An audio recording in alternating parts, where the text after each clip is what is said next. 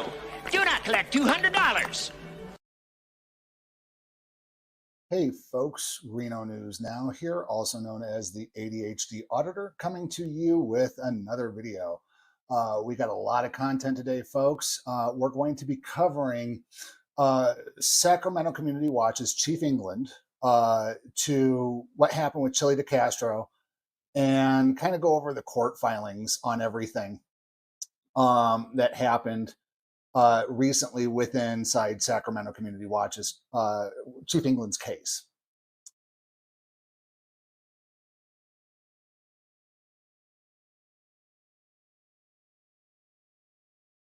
Maliciously prosecuting Chief England. So we're going to go over that today. So in case you haven't figured out what's going on, or in case you haven't followed along, go take a look at the playlist for Justice for Sacramento Community Watch. We do have a few live streams where we covered over the court audio, and I'm kind of doing this a little bit solo today, folks. So thank you for tuning in. If you're joining us live, it doesn't look like there's very many people live in here yet. I hope there will be. Also, if you're watching this afterwards, please hit the like, share, and subscribe buttons, folks. Every little bit matters. I'm trying to get my content up. Work has been really busy. I know I've just going to go into a little bit of housekeeping here. I know in my last videos, I was promising that I was going to give you some content from Blackhawk, Colorado. Work sent me out there. When I got out there and was actually had planned to do my First Amendment auditing, my boss wanted to go out and tour the area because this was the first time that we were in Blackhawk and got to visit the property. So unfortunately, I wasn't able to bring you any content from Blackhawk. It was just so busy, and work has just been so busy. It's hard for me to get content to you. As you know, I am a member of Sacramento Community Watch. I am also the name escapes me, watch commander. I'm the watch commander for Sacramento Community Watch, and my job is to basically make sure that we keep our people informed and what to do and how to handle these things, and to bring internal content to our members who are actually out there in the field helping us. So with work and everything being busy, I was able to do some FOIA requests on Chief England's court case, and we got some of that stuff. So in case you don't know what happened, I want to go ahead and play Chief England's video. Now, what wound up happening, and just context for you, he wasn't planning on auditing that day. He just came right out, seen cop car across the street, seen what was going on, and pulled out his camera. Now, in the video, you're going to see him saying, get out of the street, you know, and he wasn't in the street. He was behind a parked car. And it's just downright silly what this law officer, or this Tony the Tyrant, has done with Chief England. It's just, you know, and we're going to do everything to make him. Am I going to be famous too? You're going to put me on your YouTube video? Yeah, we're going to put you on a YouTube video. So here's, I want to go ahead and play Chief England's video from that day and let you see what was happening. Again, there's no, in his video, there is only a stolen car victim. There is no criminal. So what happened was the stolen car victim flagged down Tony the Tyrant and said that she found their stolen car. So I'm just going to go ahead and play that video for you now so we can get caught up on that. And then I'm going to play Chille's video and we can tell the difference here. Ladies and gentlemen, welcome to Sacramento Community Watch. Look like we have Officer Sotello here, Reno PD. And why do I not have audio?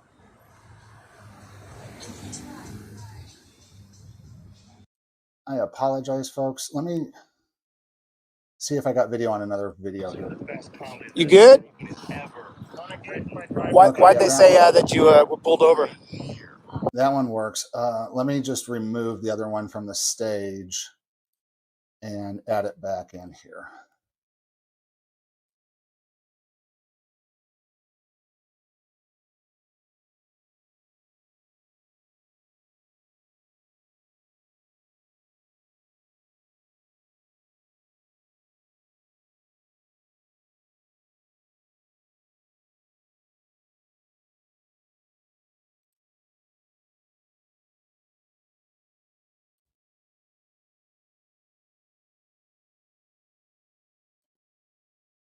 I do apologize, folks. Things led me astray here. Let me find that file one more time. I had it all queued up, and it just went poof on me.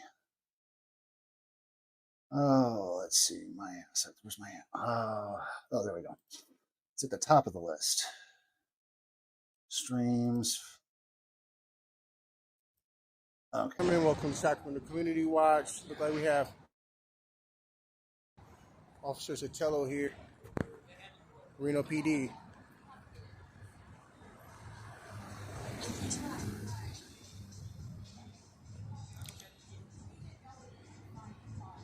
It's going to be vehicle 192. It's going to be Officer Sotello. We've had run-ins with him before. He has a really bad attitude, really bad. Very bad attitude.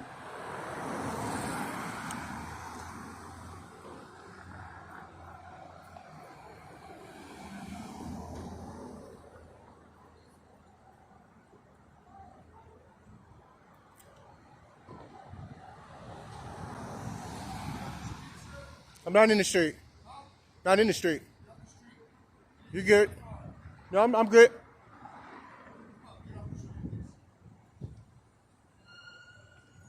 There he goes, giving unlawful directives, telling me to get out the street. And I'd like to point out, folks, Tony the Tyrant doesn't know what a lawful order is. Most RPD officers don't know what an lawful order is. Go back and watch our court coverage live streams. It goes about 3 videos. The third video is where I believe we cover Tony the Tyrant. The second or third video. No, it was the first video. The first video is where we covered Tony the Tyrant. And the prosecutor, Miss Schumann, even objected when he asked, when the defense asked him whether or not he knew what asked him what a lawful order was. And she objected. You know, cops giving out lawful orders every day, day in and day out, and they don't know what a lawful order is. Usually they think it's anything that comes out of their mouth, folks, and it's not.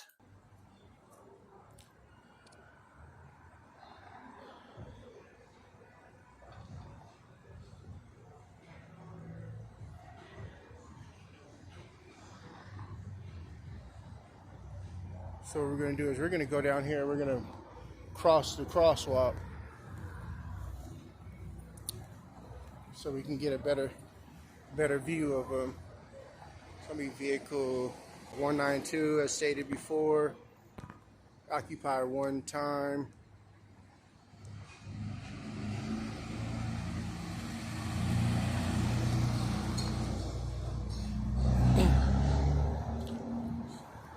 So let's go ahead and cross the street. See what he says then. And I guarantee you, Tony the Tyrant would have arrested him. Get on the street, you're going to get hit.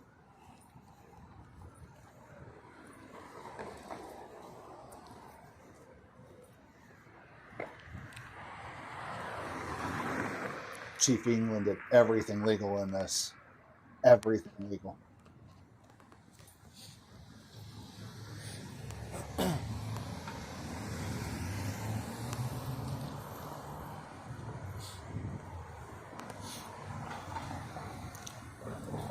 Now we have all free range on a public sidewalk to be able to record, see what's going on.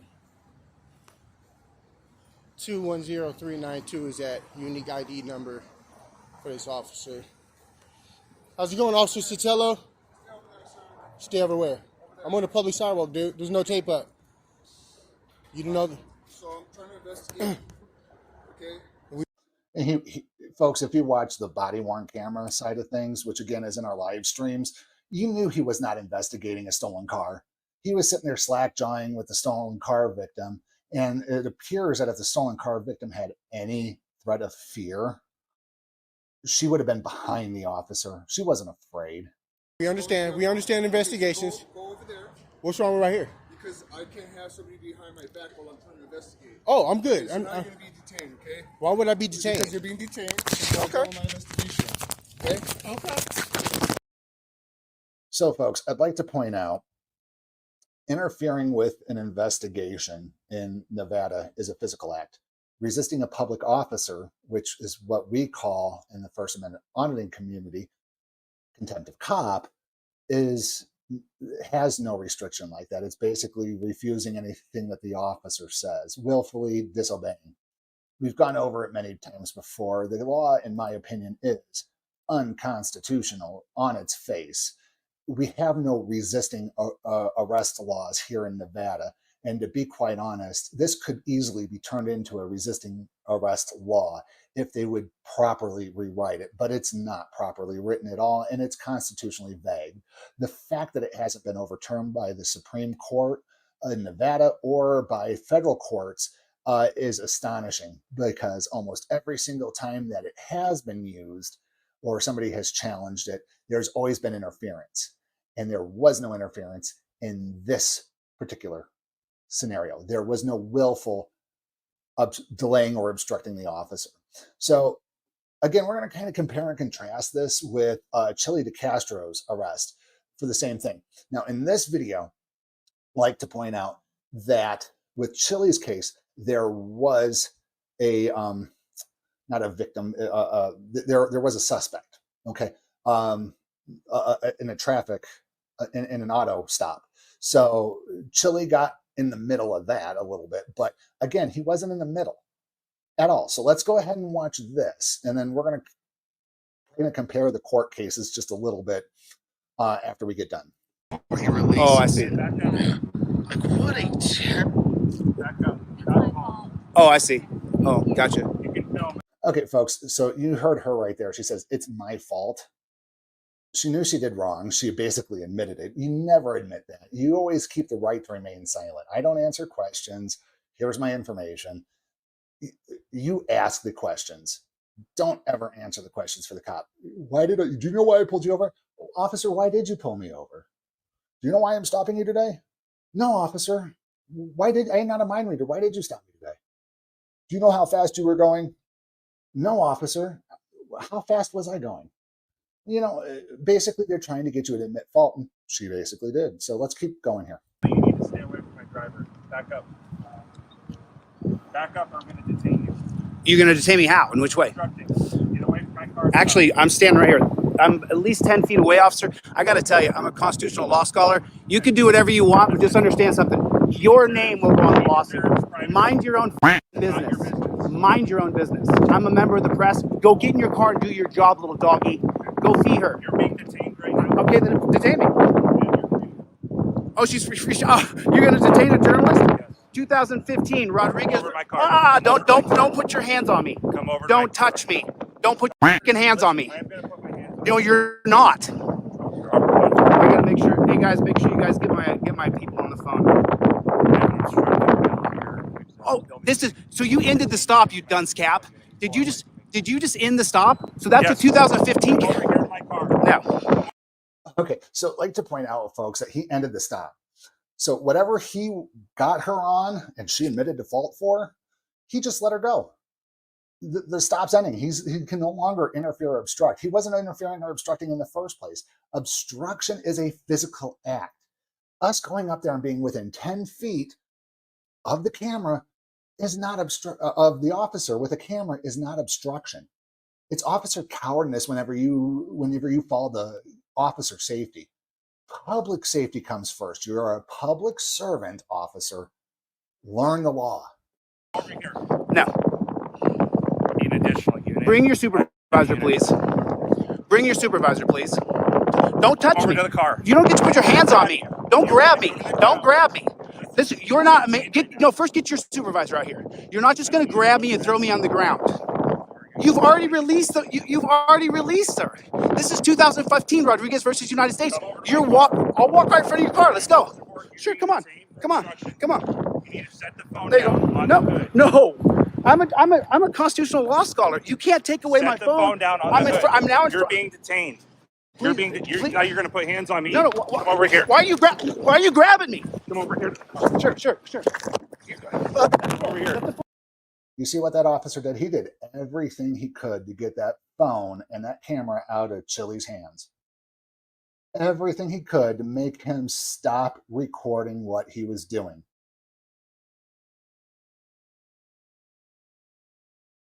They're afraid of the camera, folks.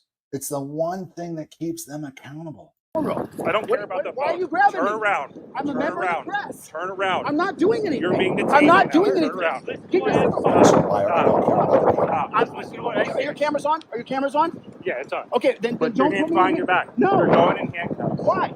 Put your hands Why? behind your back. Can we slow down? Get a supervisor. I haven't done anything No, wrong. put your hands I behind your haven't back. done anything wrong. Don't make me If you want to Hasn't done detain me, anything wrong. I am putting you He in even took a couple handcuffs. steps I'm not back. putting my You're back. facing the court. hood. I'm Turn facing around. the Not hood. within policy to put it behind. It Don't has put- to be behind your back. Right now, you're going to get a ticket. For what? If you do not put your hands behind your back, you're going to jail. Put your hands behind your back. Do it now. No. No, I don't Resisting know a if you have public any weapons. I'm a journalist. I'm a Listen. This ain't resisting arrest, folks. This is contempt of Put court. your hands behind your back. Turn around. For officer. Turn around for officer safety. Is the camera still running, guys? For officer The safety. camera's still running. I I'm don't chasing care. your car. I don't- That's a big buzzword. Officer safety. Officer safety. Officer safety. Big buzzword. And there's no law for officer safety. There's case law for officer safety. And the way case law, the way I understand, because again, I'm not a lawyer. I don't assume to be a lawyer, and any legal advice I give in here should be automatically dismissed because I am not a lawyer. However, we can read the laws, we can understand them, and we can figure it out. I play one on YouTube. I don't play one in real life. Come on, folks. This is the court of public opinion, and this is what we're doing. We are going through the law. I don't care. do. I don't I'm care facing about your the car. camera. Put your hand behind your back. Do not reach for this phone. Thank you. Put your hand behind your back. Okay, there you go, dude. Do not reach for this phone. There you go. Please don't. Officer safety. No reason I'm not gonna- What kind of officer is afraid of a cell phone? Do not reach for that phone, officer safety. It says to run. Get a supervisor here, please. That should be a law too, where if somebody asks for a supervisor from the police and they go, oh, well, we don't have a supervisor, or there's no supervisor available, or I don't have to get one, or any of that other BS, the moment you ask for a supervisor, everything should stop unless it's a felony detainment. Everything. I like Chille's approach whenever he says it's like virtual detainment. You are detained. If you leave this spot, you're going to be arrested for fleeing the scene of the crime. You know, you don't have to detain everybody in cuffs just because they're being detained. It's so stupid. Again, appropriate use of force. There's no reason. I'm not going to try to fight you. You grab me for no reason. I can't. My shoulder's got a tip on it. I can't. You're going to hurt me. My left shoulder. Please don't hurt me. There's no reason to hurt me. Hey, you guys film this, please. Pull out your camera. There's no reason to do this to me. You're just exerting power. Please get your supervisor. You're going to face a lawsuit here. Go ahead, sue me. That's fine. You're obstructing. Go ahead, sue me. You're obstructing. What did I do? You ended the stop, you dunce. You can't end a stop. It's Rodriguez versus United States, 2015. You can't. No, I have a different stop now. My stop's now with you. No, you Separate extend. your feet as far as you can. Go ahead. Tag you for weapons. There's no weapons on me. Go ahead, put your crop fingers in my butthole, bro, if that's what you want to do. Separate your feet as far as you can. This is as far as I can go, dude. There's nothing on me. I don't have any weapons. Separate your feet further. No. You Separate can them feel further. the camera's rolling, bro. I'm detained, officer. Please, the camera on me. Okay, I'm detained. So I'm not. He's under arrest. I'm under arrest. Going to jail now. I'm going to. And they shut off the camera. Yeah. It was never about interfering. It was all about the camera. And they lie about it constantly. Well, you can film wherever you want. You just got to film all the way over there where you can't see or hear us because we're going to violate your constitutional right. Yeah. So let me kind of explain what happened between Chille's case and Sacramento's case.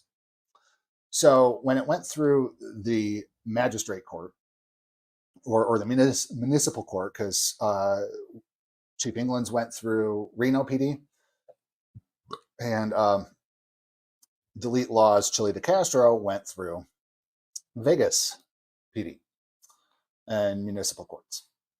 So the municipal courts on Chille's side, Chille did not take his own advice. He did not follow his own rules. And he knew better walking into that courtroom that when you walk into that courtroom, you play by the court's rules. There is no ifs, ands, or buts. Everything, when you walk past the door, even as a spectator, all rights are put on hold pretty much. You do not have the freedom of speech in that room. You can't call the judge a moron or a liar or, just shout out in the courtroom. You can be held in contempt of court for that. You don't call people names. And you don't raise heck in the courtroom. Chille DeCastro did. And he knew it. And he was really sorry about it. And he went to jail for 40 days. And he was sentenced to, I believe, 90 days, 60 or 90 days. He had 2 counts, one interfering and one resisting, I believe.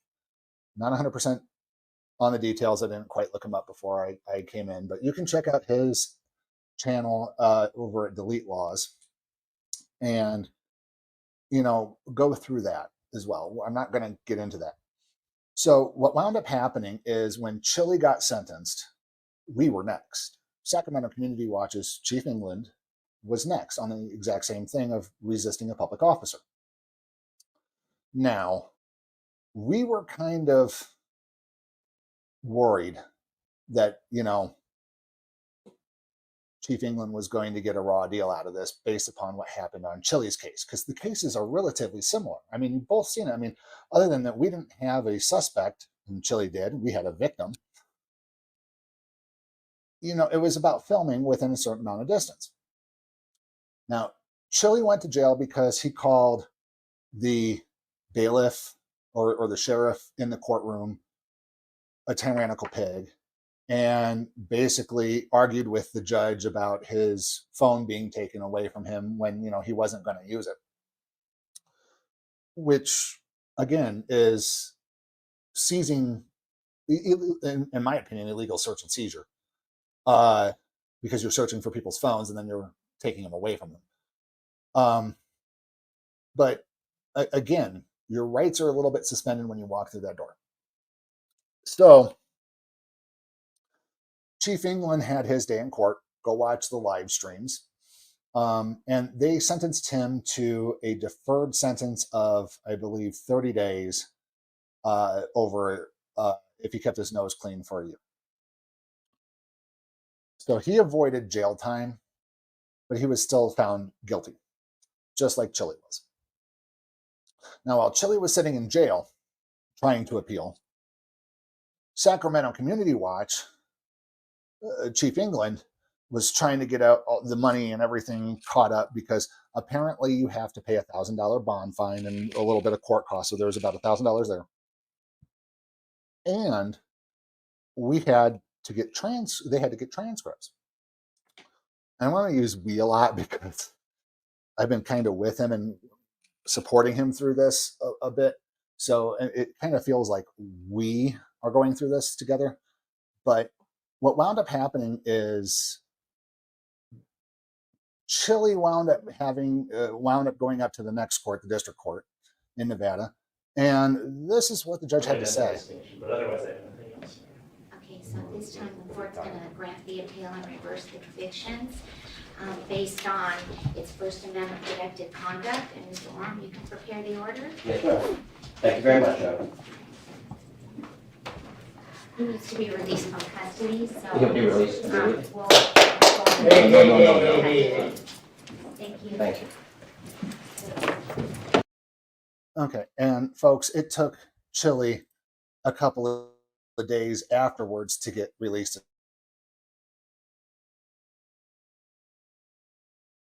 as well. I mean, when a judge says release him, an hour, in my opinion, but that's beside the point. So Chille's case was overturned, and he's a free man, but he's never going to get those 40 days that he spent in jail back. And there's going to be a lot of court cases to come off of that. Now, I want to go through a few things with Sacramento Community Watch. And let me pull open this screen here, and let me go ahead and share this screen instead here. So, yep, that's the portal. Okay. So this right here is Chief England's case. And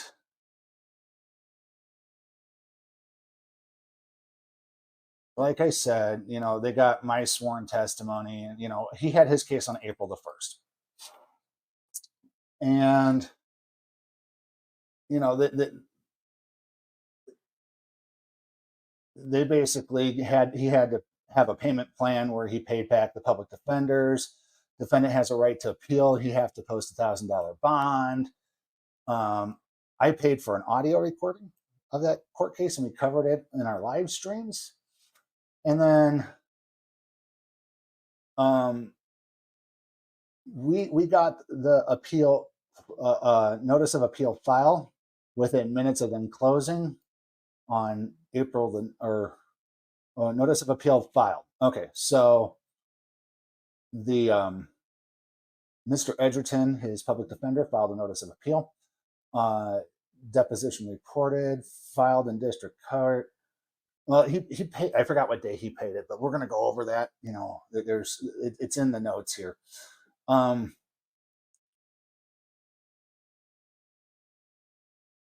Defendant. Okay, so what we're going to cover next here, and let me just switch screens real quick, is his appeal for the transcripts. So the way it works is when you go to the higher court, where is it? One. Okay, ex parte motion. So when you go to when you go to the higher court, you have to provide transcripts. We're going to cover it. There's certain things you got to do, and one of them is to get the transcripts from the lower court. Now, you may not know this, but you know that court stenographer that's sitting there typing away at their little mini keyboard thing that, you know, they basically record, you know, it's typing sounds. They're not typing out whole words. It's really interesting. It's really weird, and I've met a couple court stenographers before I got into First Amendment auditing, and they were pretty cool. But, you know, we're filing an ex parte motion for transcripts on this page here. Let me pull it up over here so I got it here. So ex parte motion for transcripts. We're basically saying, because Mr. England can't pay for his defense, for whatever his reasons, I'm not going to get into it, but he has indigent status with the court. So he got a public defender, and it means that he's entitled to certain things for having an indigent status. So that's basically what we're doing. Is defendant moves this court ex parte for an order authorizing a preparation of transcripts in this case at public expense. Please see attached exhibits 1 and 2, memorandum for points of authorities, and number 2, the application for appointment of a legal defender. And then it has Mr. Edgerton's signature on there. So that's pretty much boilerplate. Ex parte means that, you know, ex parte means that they are not involving the other side. We didn't want to involve the other side. We're basically saying, hey, we need transcripts if we're going to go and appeal this. And that's basically what happened. So I'm going to go ahead and pull up the second page here, the addendum. Let's see, that was 1. There's number 2. Okay, so the ex parte. So here's exhibit 1. Now, and I did redact some information out of here that just doesn't need to be public at this time. But again, these are public documents. If you feel like you need that information, go to the court, file it. So The defendant was convicted on one count of obstructing an officer on April 1st of 2024, and he has appealed his conviction to the district court. The defendant has posted the required appeal bond of $1,000. The undersigned counsel contacted this court's designated transcribing service to learn that the cost of preparing these transcripts for this approximately 3-hour bench trial, based upon quoted rates of $35 an hour and an estimated time of 9 hours, with $4.25 per page. The estimated length is 360 pages. Counsel believes that the cost of the transcripts could well exceed $1,500. The defendant has informed counsel that he isn't able to absorb the cost due to his economic circumstances. Counsel was appointed to defendant's case on the basis of the defendant's indigency, and the condition continues at the appellate stage. Attached as Exhibit 1 is an application for an appointment of a legal defender completed by the defendant under penalty of perjury. Upon request of the party on order of the trial court, the court reporter must prepare a written transcript of the recorded proceeding. The court reporter is entitled to compensation for preparing such a certified transcript. A party not otherwise able to pay for transcripts necessarily to their appeal has a due process entitlement to the preparation of transcripts and the provision of copies. Basically, due process, folks. Love that. Due process. Even though you can't afford it, you're still entitled to due process. Additionally, Nevada statutes requiring preparation and filing of transcripts with the court clerk and providing compensation, including at public expense, for such transcripts authorizes this court to order the transcripts to be furnished at public expense. Based upon foregoing, defendant moves the court to order the preparation of the transcripts in this case at public expense. And then here's an affirmation that it does not contain social security numbers, blah, blah, blah. And then there was Exhibit 2, which was his application, which, again, I don't want to show it here, folks. It's not necessary. Again, it's public information. If you feel that you want it, please feel free to file with the courts and get that information. So let's go ahead and share the next window.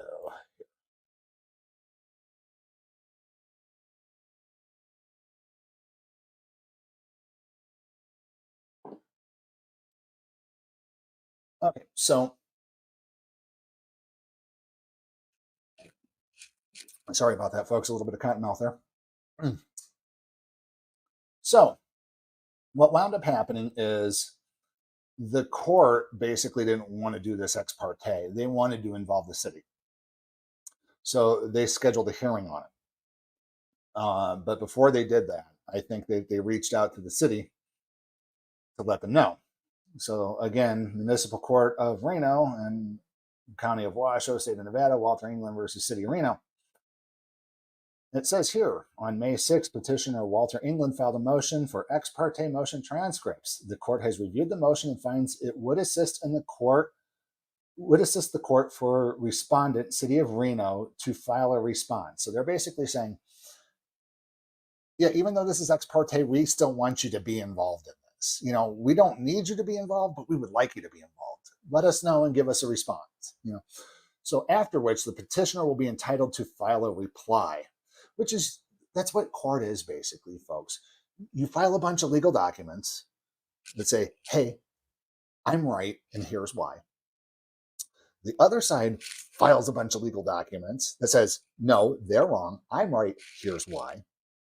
And then the original party comes back, gets all those, and gets a chance to reply and go, they're way off base. They're completely wrong, even though they're saying I'm wrong. And here's why. And then they all go to the judge. The judge sits there and listens to it in front of a jury sometimes. And then the judge or jury makes a decision as to who's right. That's what courts are, folks. So we're kind of going through those motions here.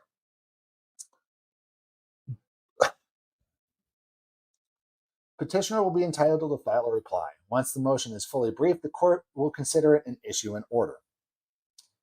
Based upon the foregoing and good cause appearing, it is hereby ordered that the city of Reno shall file a response no later than May 20th, and is further ordered that petitioner shall file a reply no later than May 30th, so ordered the 9th day of May. So here it is, 9th day of May, and we're already pushing this appeal out all the way out to the 20th of May. The judge could have said, yep, he's based upon everything I know and see here, we don't need to involve the city of Reno. File the transcripts, let's get going. But no, they're going to push this off until May 20th at the minimum. I mean, because they still have to schedule and have a hearing eventually.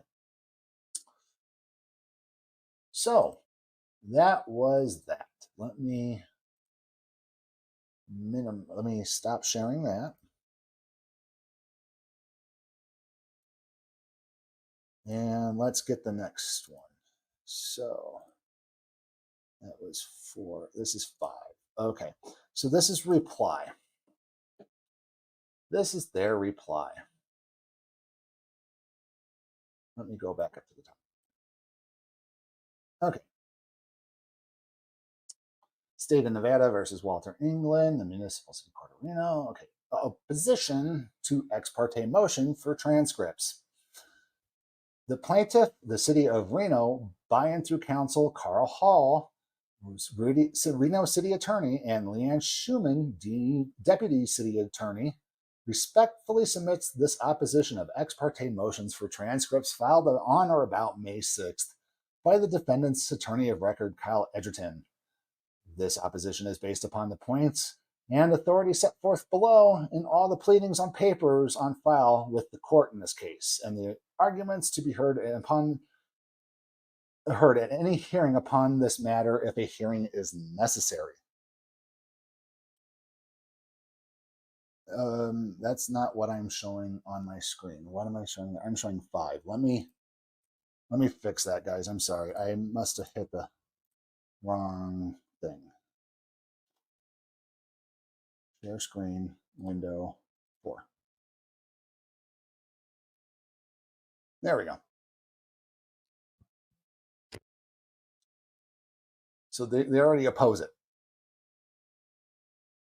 Now here's why. Points and authorities.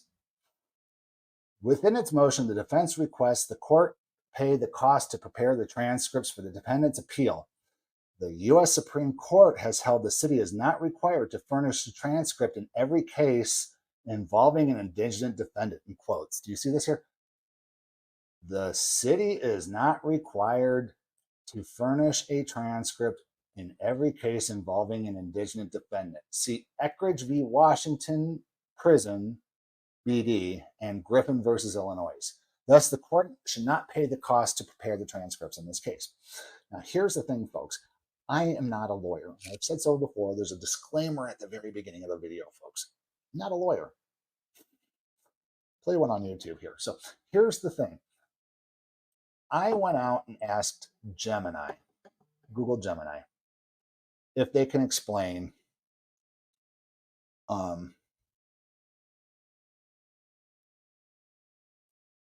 if they could explain those two cases for me. And it did. And let me find Gemini. Oh, there it is. Okay. So let me see if I can make Gemini a little bit bigger here. And can I hide this? Collapse menu. Yep. Okay. It says in Eckridge versus Washington Prison, the Supreme Court of the United States held that the state's denial of a transcript to an indigent defendant for the purpose of appeal violates the Due Process Clause of the 14th Amendment. The case arose when Eckridge, an indigent defendant convicted of murder, was denied a free transcript of his trial proceedings. The Washington Supreme Court dismissed his appeal for failure to file a transcript. Again, the courts want a transcript.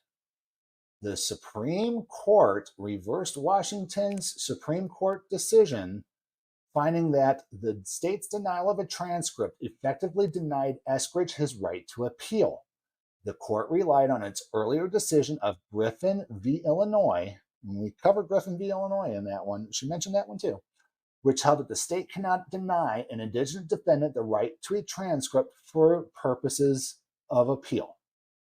The court reasoned that the right to appeal is a fundamental right, and the state cannot deny the right to an indigenous defendant simply because he cannot afford to pay for a transcript.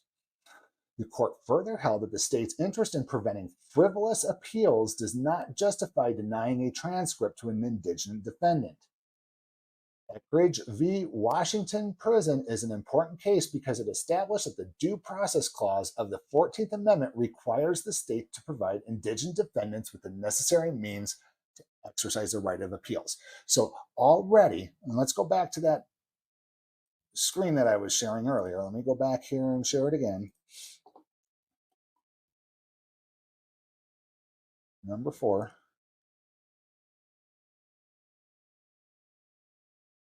She totally misrepresents those cases. You know, and again, before she was a deputy prosecuting attorney for the city of Reno, Nevada, Miss Schumann was, I got it up here, a child custody attorney. So while this trick may work for child custody, I don't see this working where she's representing the state. And if this is how she's representing the state, it's poor. Her as a prosecuting attorney is the gatekeeper between what the police are doing that's unconstitutional and what's constitutional and right and wrong in the law. And if she sees that this is unconstitutional, and she's supposed to look into like, oh, this magic crystal ball of her legal profession and knowledge to find out whether or not it is or not. And, you know, everything that I brought up, you know, legal-wise in the case, which of course there's not much when it comes to distance, you know, she asked if any of that had anything to do with Nevada. I mean, the closest thing that comes is the Arizona, you know, law that they got struck down, which was 8 foot or 10 foot. You know, it's like, so, you know, yeah, it's the court, even though they haven't said, oh, you have to stay this many feet away on both sides, PD and auditors, they've never established a clear-cut distance. So keep that in mind. So she's already got this wrong. This Eskridge, Washington, PV, and Griffin, Illinois. Now, if they weren't appealing and still just wanting the transcript, yes, they don't have to provide a transcript for every indigenous status, but if they're appealing, they have to. Okay, so continuing on with her opposition to the motion, defense has not provided good cause as to why a written transcript is needed or how the defense would be prejudiced without the transcript. Alternative trial methods, including trial audio recording, are available at little or no cost to the defendant.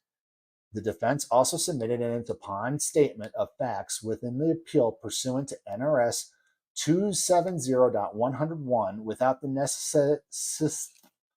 necessity for a trial transcript.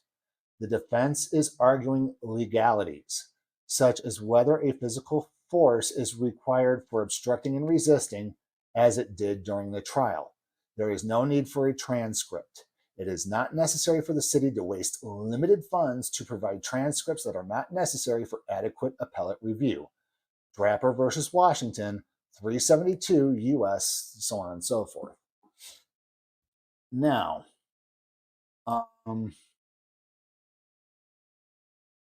let me see if I can find that again. Let's see, NRS 270. Okay.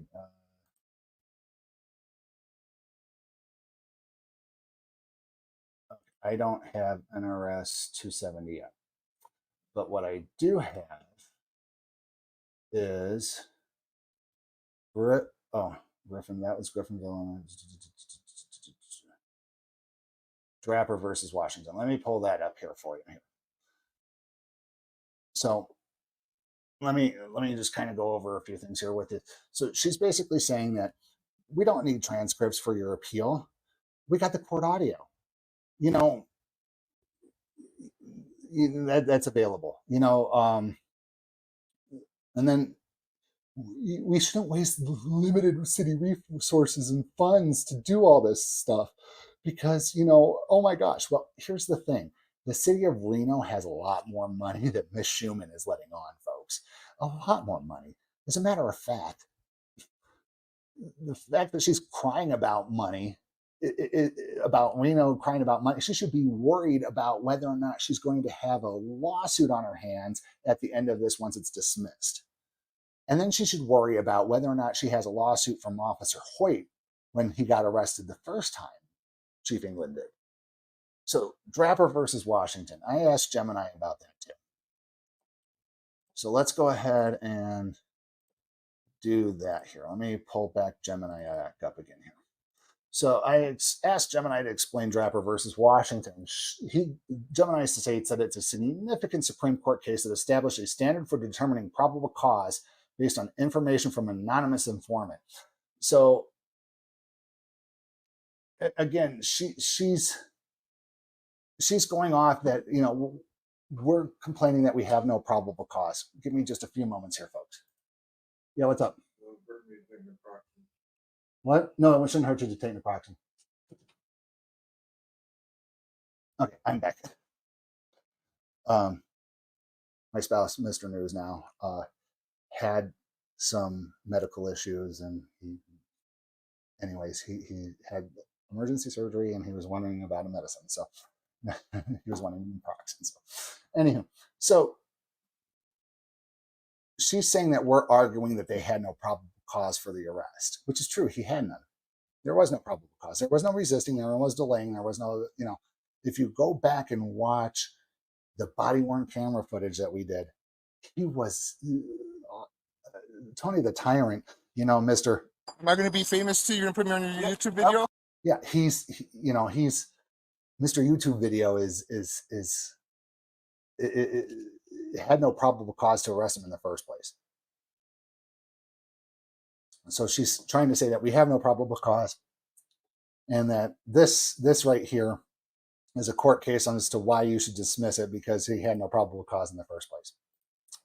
So let's go back and share that screen again to the opposition. Okay.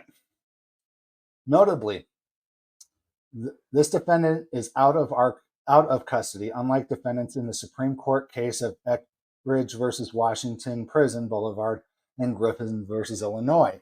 So she's saying that because he never went to prison, he wasn't in prison, he's not serving jail time, he's not really indigent. He shouldn't really have access to the transcripts because there's no need for him because, he's not been in jail. He has not been harmed. Well, he has been harmed. She goes on to say, usually the transcript is only paid for defendants who are stuck in jail and prison and have no ability to generate income, which is not the case for this defendant. Ms. Schumann, you need to go back to prosecutor class. People can be indigent without being in jail. And you are pushing the boundary, in my opinion, of malicious prosecution. Again, I'm not a lawyer, I don't claim to be, but if I've ever seen a case for malicious prosecution, this is it. Would I go to law school to do this? No. The defendant is choosing only to work part-time at Denny's for only 21 hours a week. Now, we'll get into that a little bit more, but he's not choosing to. That's all they would give him. He wanted to work more hours, I'm sure. But how can you work more hours when you're only given so many? Finding a full-time job in and of itself can be a full-time job. When you're working a part-time job, how can you go find a full-time job when you're having to work a part-time job that won't let you go out and find one full-time, She goes on to say he is single, has no dependents, and is not a student. He receives Medicaid benefits. No documentation has been furnished to prove any of this information. And yet you are trying to enter it in as evidence into court. You have no evidence of this, so why are you even bringing it up?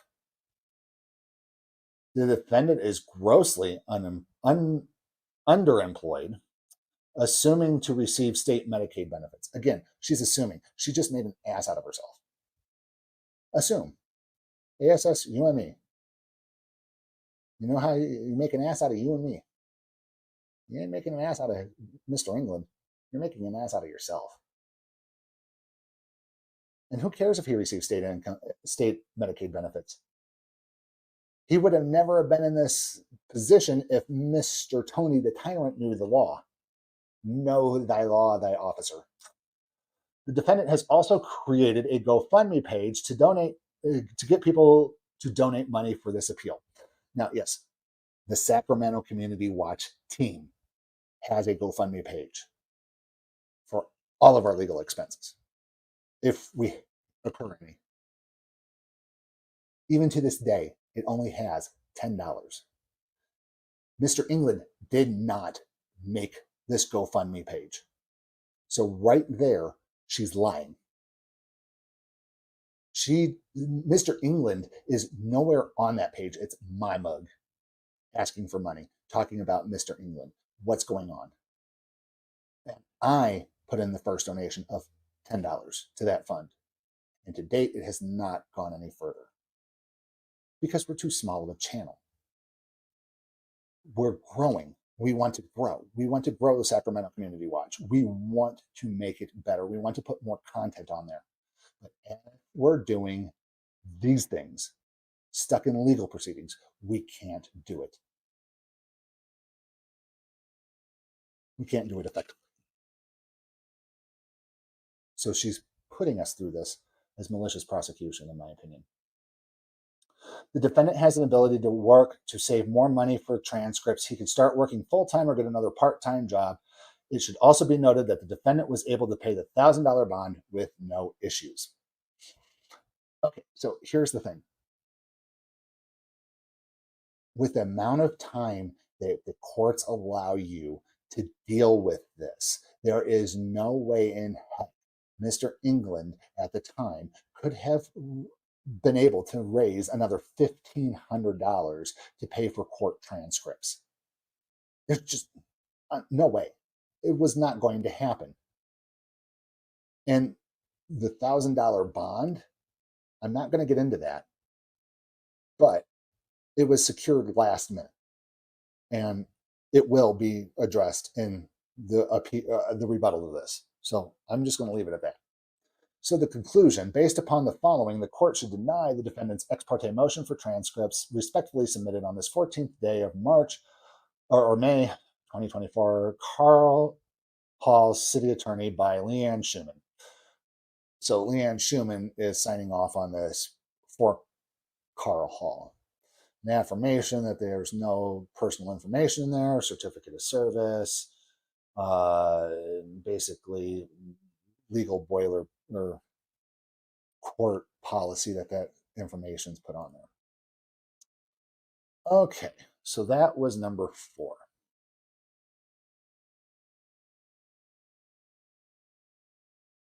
So you know what that means. We filed our motion, they filed their opposition, now we get to rebuttal.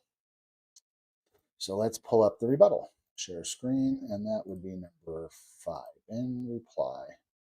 Yep, there we go. Share up. Let me go back up to the top on this one. This is the one that you guys were seeing at the beginning. Okay, so defendant's reply in support of motion for preparation of transcripts at public expense.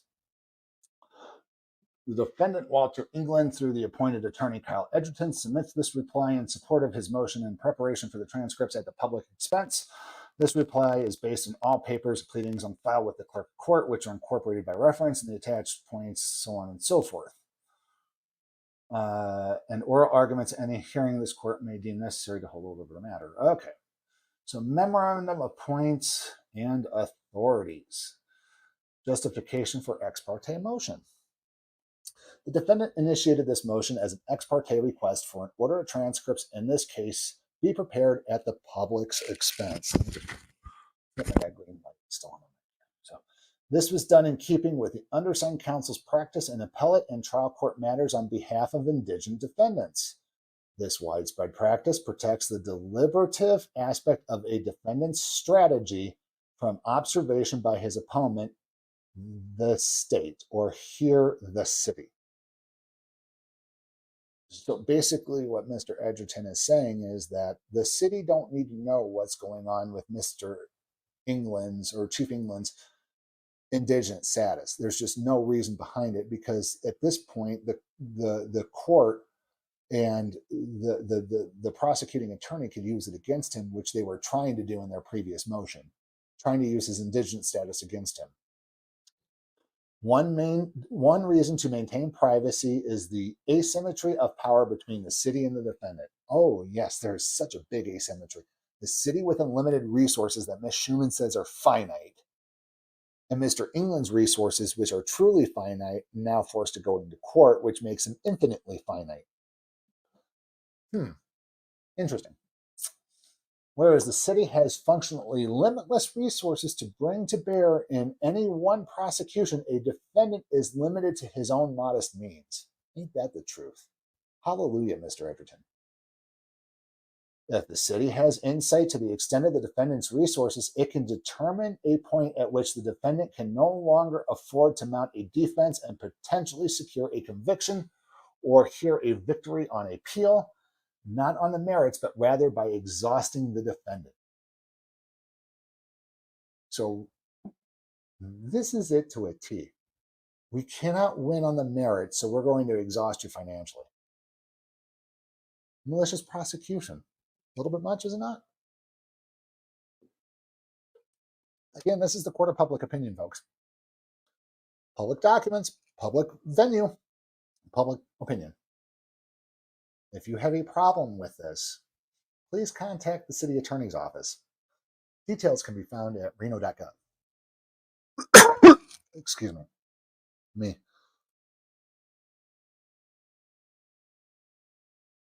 Oh, thank you. Okay. The city's opposition to this motion also illustrates how a defendant's financial circumstances can be weaponized against him as he attempts to vindicate his statutory and constitutional rights. The city assails defendant as grossly unemployed, and speculates that his part-time employment is by choice and calculated to receive state Medicaid benefits. Opposition at 2. The city also notes the defendant managed to post his $1,000 bond necessary to secure his appellate rights with no issues. Opposition at 3.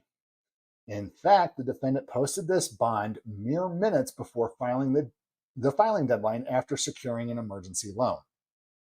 I can tell you folks, I thought the court closed at 5 o'clock when we turned in this $1,000 bond. I had to drive Mr. England to the courthouse. We were rushing. I dropped him off on the courthouse steps while I went to find a place to park. Court closed actually at 5:30. So we posted that bond within half an hour of them closing. That's how close we were cutting it, folks. So mere minutes is true. The city also mentions a GoFundMe fundraiser, which defendant originally hoped would finance the appeal bond that has raised $10 in the 5 weeks since it's been active, and then posted this.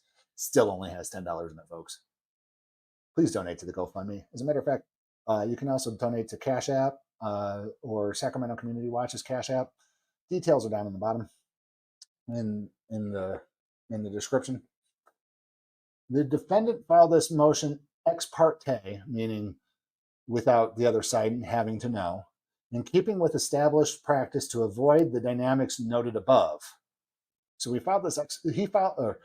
Edgerton filed this ex parte so they didn't have to involve the city of Reno, who is now weaponizing Chief England's indigent status. Sad, ain't it?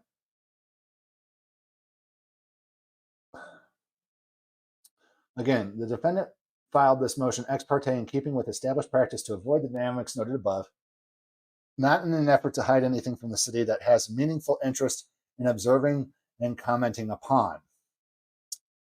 Now, 2, the need for the transcripts. The city argues that the motion should be denied in part because, quote, defendant has not provided good cause as to why a written transcript is needed or how the defendant would be prejudiced without the transcript, end quote. To the contrary, defendant understands applicable law potentially permit his to potentially pretermit, I'm not sure what that word means, his appeal if he does not provide transcripts. Pursuant to NRS 5.073, procedure in the Reno Municipal Court must conform as nearly as practicable to the practice and proceedings of justice courts in similar cases. Per the applicable justice court rules, a transcript of the trial court proceedings shall be transmitted to the district court along with other components of the original record.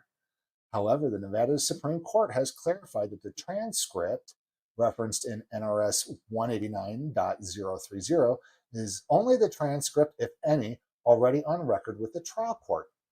If no transcript exists, then it's the responsibility for preparing the transcript falls on the defendant. A district may dismiss an appeal solely on the grounds that the defendant failed to furnish required transcripts. Thus, the defendant requires transcripts in this case to avoid the risk of having his appeal dismissed out from under him. And Mr. Edgerton is right. Again, if Ms. Schumann knew this, again, she's child custody. What was it here? Yeah, child custody attorney in Nevada before, according to her AVO website. Child custody for licensed for 12 years. So I'm not sure how long she's been working with Reno PD. I suppose I could open records, request her employment record, salary. I can request her oath of office because I'm pretty sure she's not adhering to defend the Constitution like she should be on this case. But that's just my opinion. Anywho, so let's see, that was NRS 189.30. I want to go over that real quick, folks. So let me switch screens here to this, to Justa. And again, NRS 189.30, transmission of a transcript, other papers, sound recording, and copy docket to district court. To district court. This is a law. Know that law, prosecuting attorney. Come on. The justice shall, within 10 days after the notice of appeal is filed, transmit to the clerk of the district court the transcript of the case and all other papers relating to the case and a certified copy of the docket. Justice shall give notice to the appellant or the appellant's attorney that the transcript and all papers relating to the case have been filed with the clerk of district court. And if the district judge so requests, before or after receiving the record, the justice of the peace shall transmit to the district judge the sound recording of the case. So yeah, they're required by law to provide them. So let's go ahead and go back to that, what we were doing. Window 5. Okay, sure. Okay. The city proposes an alternative that the parties rely on hearing audio. Defendant identifies 3 problems with this proposal. First, it's not clear that this proposal will satisfy the district court, which may strongly prefer A, adherence to the procedures outlined in Chapter 189 of the Nevada Revised Statutes, which we just read, and B, a written record that can be reviewed more expeditiously than an audio recording. Yeah, because when you write your appeal, look at page 20 of this, line 4, boom, right there. They said this. And then you're going to ask the judge, hey, can you go into the audio recording, go to 4 minutes and 53 seconds, and then 10 minutes and 28 seconds, and 1 hour and 45 minutes, and listen to all these little snippets? No judge is going to want to do that. They got enough on their hands. He's got to read through stacks of papers. No judge is going to take time to open up a computer and watch this before the case. I agree with Mr. Edgerton. Ms. Schumann is just, oof. Okay, so the city's final proposal that the parties stipulate to a common set of facts even is more likely to be penny wise and a pound foolish. The time and energy required for the parties not only to listen to the hearing audio, but also attempt to determine a shared set of material facts, also to negotiate how those facts would be reduced to writing and presented to the district court, is certain to consume more attorney time than the $1,500 at issue at the request. Basically, Ms. Schumann was asking, can we play Kumbaya and just give them the records and just move forward and forget about everything else? And just come to agreement that, what was said in court was said in court? No. For one, Ms. Schumann, your one of your star witnesses, Tony the Tyrant. Am I going to be famous too? You're going to put me on your YouTube video? Wasn't able to answer what a lawful order was, and you objected to even the question. He's out there giving lawful orders left and right. You should see some of the videos that Sacramento Community Watch channel has posted about this tyrant and how he's spouting off lawful orders that are truly unlawful. Reno PD needs a re-education on the law. They spend too much time on their guns and not enough time on the law. My opinion. For these reasons, the court should conclude that the transcripts as requested are necessary and cannot be substituted simply to avoid the requested expenditure. Number 3, defendant's right to a transcript at public suspense. The city contends that the city is not required to, quote, furnish transcript in every case involving an indigent defendant. Opposition at 2. This claim relies on selective reading of the quoted passage. Again, selective reading.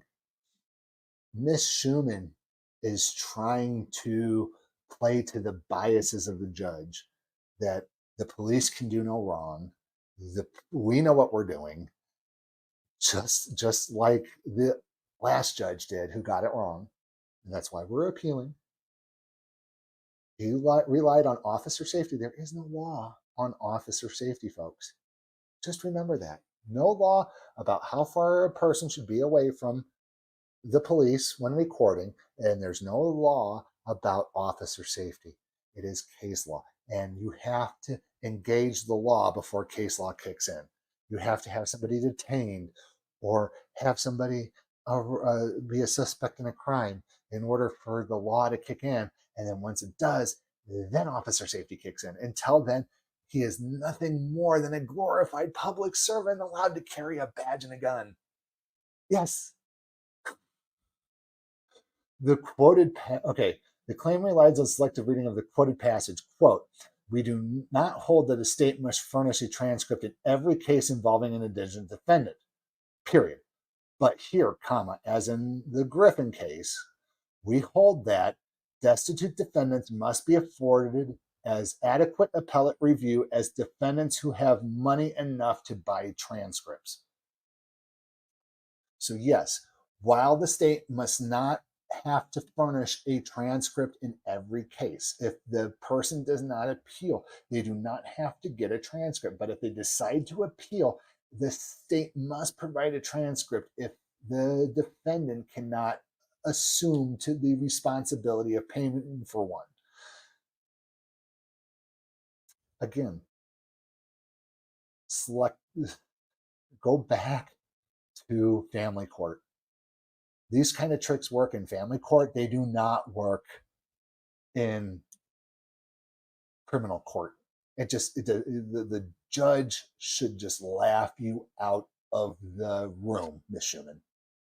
So silly.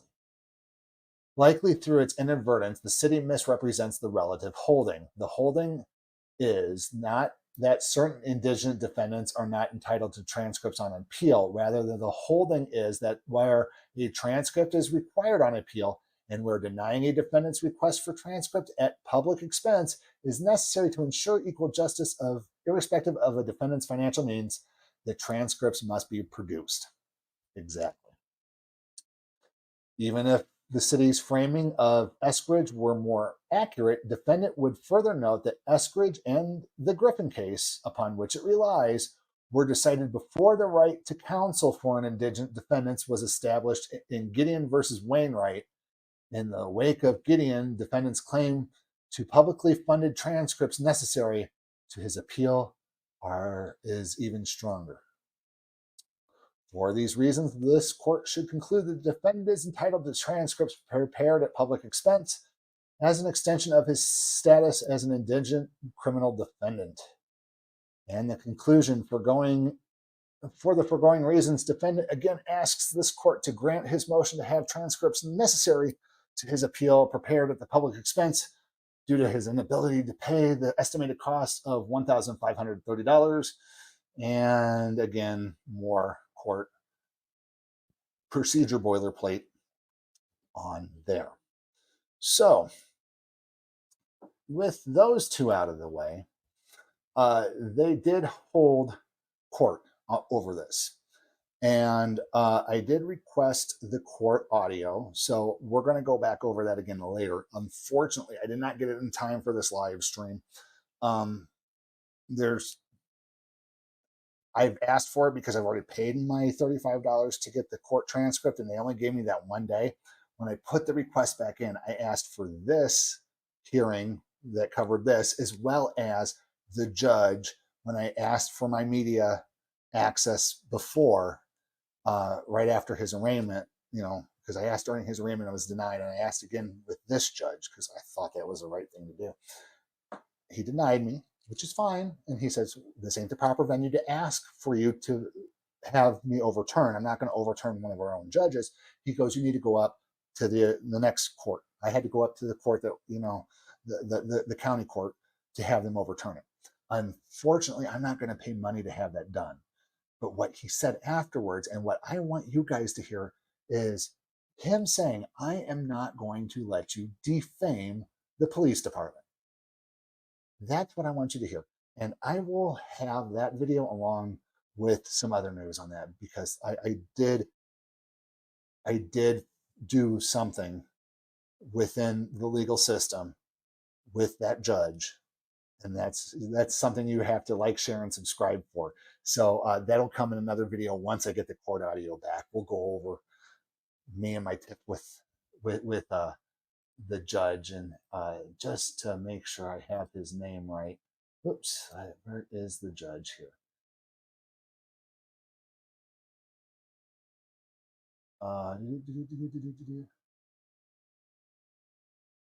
Legal department. I'm just trying to find the judge. Oh, Officer Draculich. Yeah, Gene Draculich. Judicial Officer Gene Draculich will not let me defame the Reno PD. So,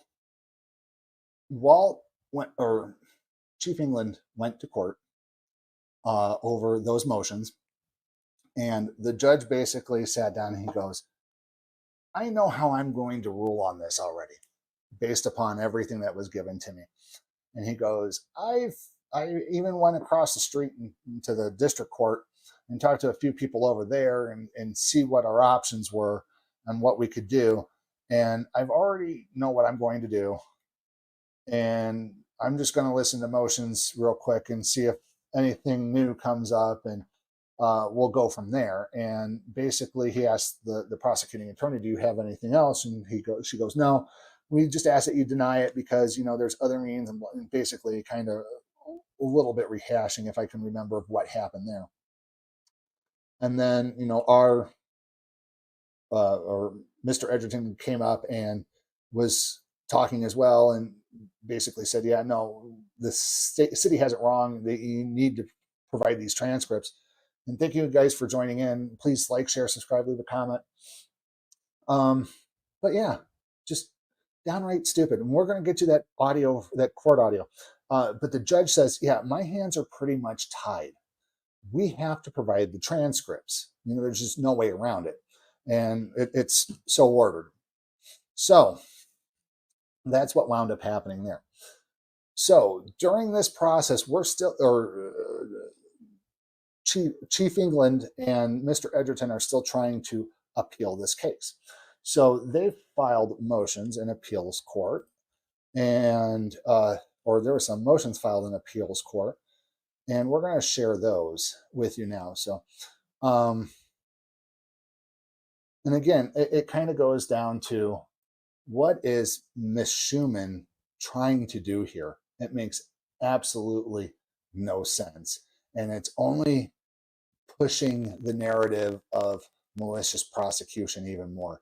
And what it seems like she's trying to do is get this case squashed, get it thrown out, just so she can avoid the potential civil rights violations that's coming up here. Because you've all seen what happened with Chille's case.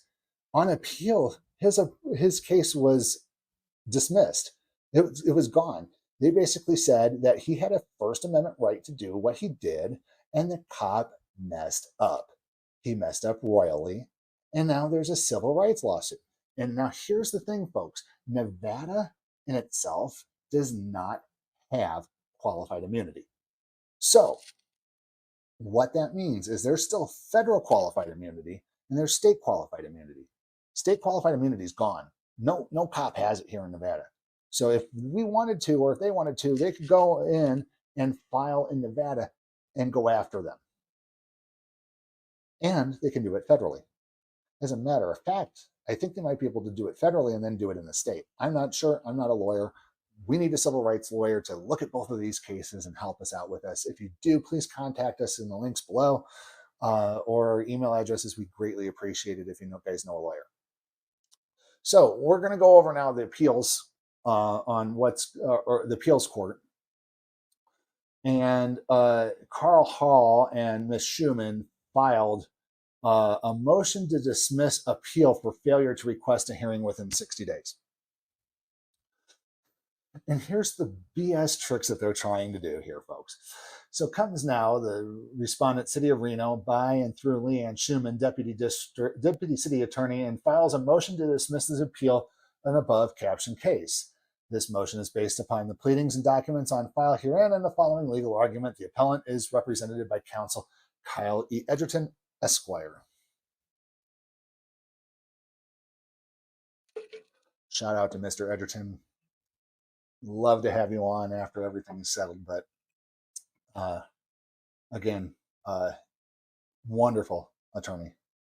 Even if he is a public defender, I would love to see him possibly becoming a special prosecutor if necessary on this. It would be awesome. But again, that's just my opinion. So the legal argument. So on April 1st, the Reno Municipal Court convicted appellant of resisting public officer NRS 199-280, again, contempt of cop, unconstitutionally written contempt of cop. And again, the cop doesn't know the color of law. Do you see the color that I am? Anywho. After the trial was held, the defendant was found guilty. See municipal court proceedings filed on April 19th, 2024. On April 9th, the defendant filed a notice of appeal on this matter. See municipal court proceedings. And then, pursuant to NRS 189.065A, appellant must perfect his or her appeal by requesting a hearing within 60 days of filing their appeal, otherwise by June 9th of 2024. And if the appellant fails to perfect his or her appeal by requesting a hearing within 60 days, the appeal must be dismissed. Okay, so 189.05. I believe I have that up here. 189.65. Okay. 185.65. Okay, let me pull that up for you guys. So present, share screen. Here. Sure. 189.065. Dismissal for failure to set or reset appealing for hearing. An appeal must be dismissed by the district court unless perfected by application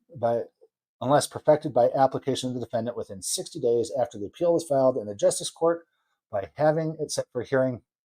If an appeal has been set for a hearing and the hearing has been vacated at the request of the appellant, the appeal must be dismissed unless the application is made by the appellant to reset the hearing within 60 days after the date of which the hearing is vacated. So yeah, it's just basically a way for the court to clean up old hearings. It is the way that reads. You know, there's still other things that are going on in that case. So let's go back to her dismissal claim here. Okay, Nevada law is clear that a rule is mandatory and requires strict compliance when the language states that a specific time and manner for performance, Markowitz versus Saxon Special Servicing, time and manner refers to when performance must take place in the way in which the deadline must be met. And here's the fun part, folks. Listen to this. Ignorance of the law does not justify failure for such a litigant to follow the law. See Rodriguez versus Fiesta Palms. Ignorance of the law does not justify failure for such a litigant to follow the law. Two-way street, Miss Schumann. Two-way street. What's going to happen when Walt has been proven innocent in this case? Are you going to go after Tony the Tyrant for felony felony deprivation of rights under color of law, misdemeanor, NRS 171.1233, filming an officer, NRS 171.123, detainment, sections 1 and 2. Should I go on? Assault. If he's not being legally arrested, it's assault. So, Ms. Schumann, are you going to go after Tony the Tyrant if Walt clears his name?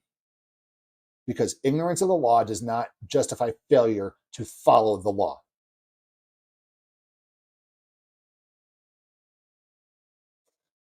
Continuing on.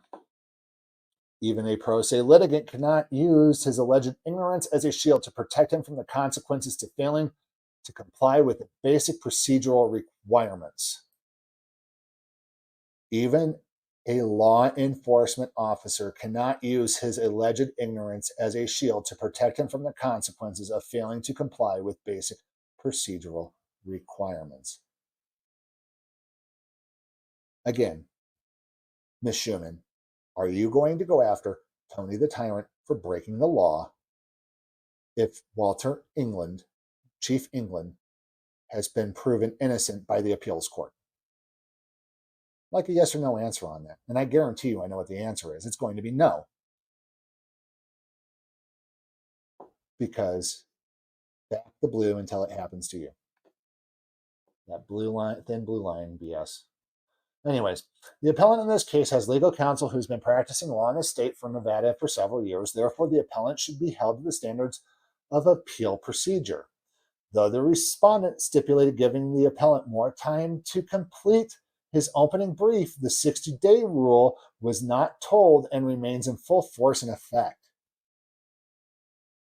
So even though the respondent, them, stipulated giving the appellant, us, or Walt, or Chief England, more time to complete his opening brief, they're still saying the 60-day rule still applies.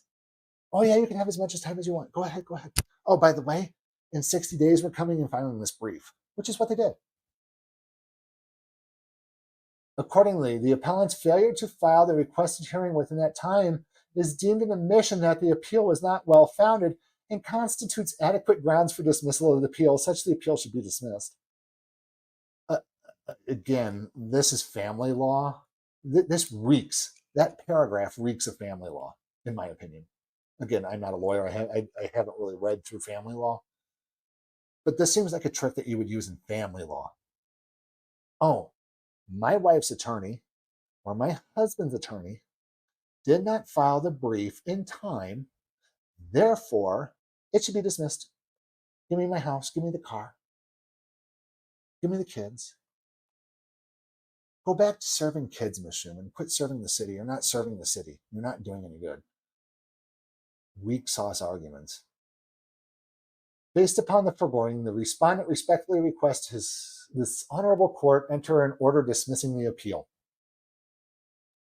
Again, folks, please like, share, and subscribe. Again, this is boilerplate for the rules of the court. I am who I say I am, and I do not put any personal information that could be crucial, like social security numbers. Okay, appellant's opposition to the motion to dismiss by Mr. Edgerton. I love reading Mr. Edgerton's work. I love it. Oh my God. Puts Ms. Schumann in her place right off the bat.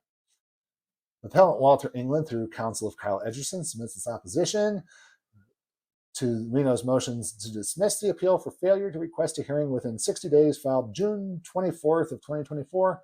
The opposition is based upon everything with the clerk of court, and attached points have been put in here, and the court may deem necessary in this matter. So anyways, going on to the facts. Statement of facts. This case is an appeal from the appellant's conviction in the Reno Municipal Court, the RMC, of a single offense of resisting a public officer, aka contempt of cop, in violations of NRS 199-280.3. The RMC case was heard twice post-arraignment and concluded with hours-long bench trial on April 1st. Following his conviction, appellant was given a suspended jail sentence, and the RMC also encumbered him with a $1,000 bond obligation should he seek the appeal conviction.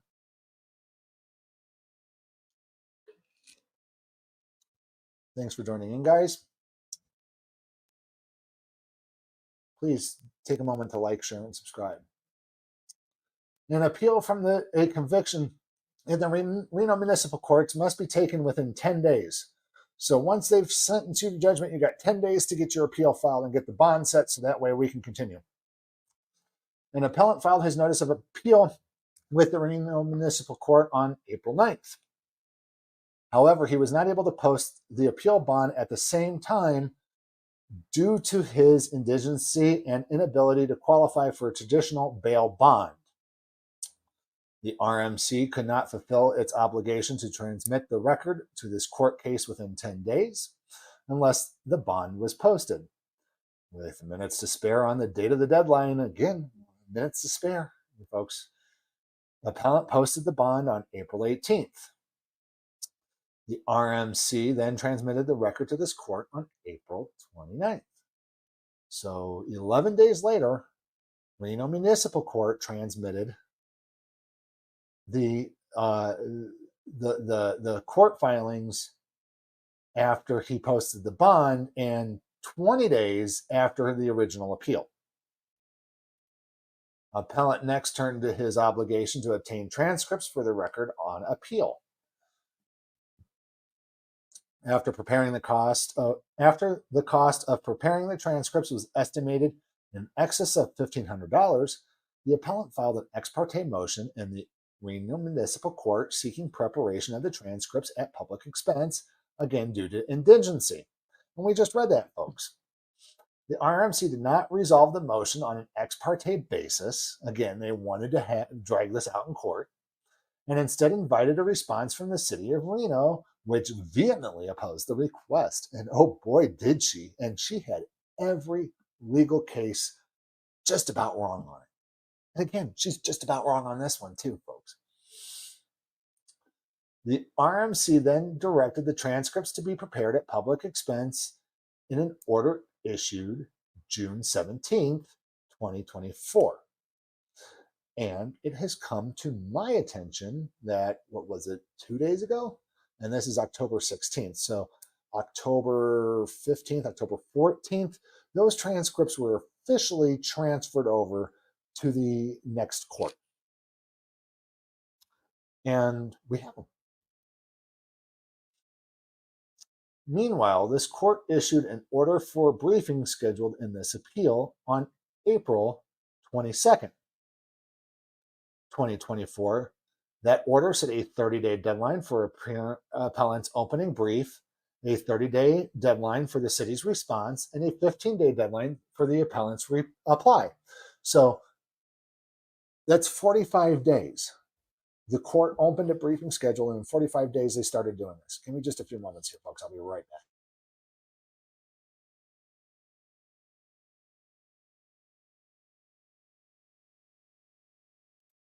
Okay, folks, I got to keep it quiet, and I might have to wrap it up here shortly. So 45 days, yeah, that it took. So 60 days, out of that 60 days, 45 days was held up in court. The order did not make mention of the separate requirement that the appellant perfect his appeal by requesting a hearing pursuant to NRS 189.065 and NRCRP 19.38. Now, I believe we read over that 189.065. Let me just, yeah, we read over that. So let me pull open that rules. These are Nevada Revised Court Procedures, I think is what we call them. So let me stop sharing that and pull open those rules.